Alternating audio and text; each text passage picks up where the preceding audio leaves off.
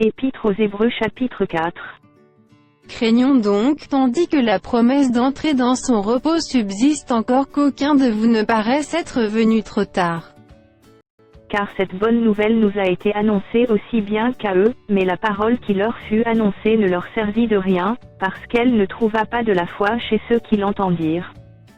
Pour nous qui avons cru, nous entrons dans le repos, selon qu'il dit, « Je jurai dans ma colère, ils n'entreront pas dans mon repos. » Il dit cela, quoique ses œuvres eussent été achevées depuis la création du monde. Car il y a parlé quelque part ainsi du septième jour, et Dieu se reposa de toutes ses œuvres le septième jour. Et ici encore, ils n'entreront pas dans mon repos. Or, puisqu'il est encore réservé à quelques-uns d'y entrer, et que ceux à qui d'abord la promesse a été faite n'y sont pas entrés à cause de leur désobéissance, Dieu fixe de nouveau un jour aujourd'hui en disant dans David si longtemps après, comme il l'a dit plus haut, aujourd'hui, si vous entendez sa voix, n'endurcissez pas vos cœurs.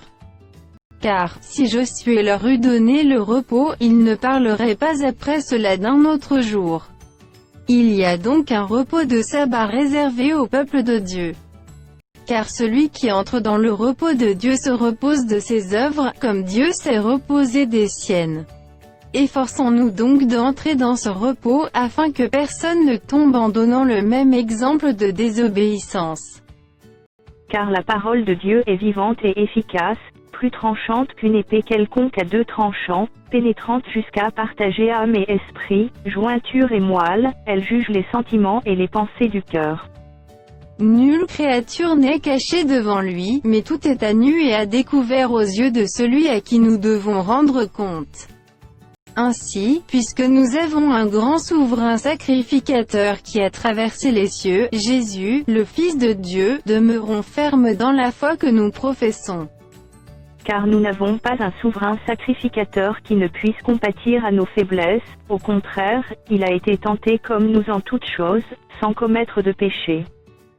Approchons-nous donc avec assurance du trône de la grâce, afin d'obtenir miséricorde et de trouver grâce pour être secourus dans nos besoins.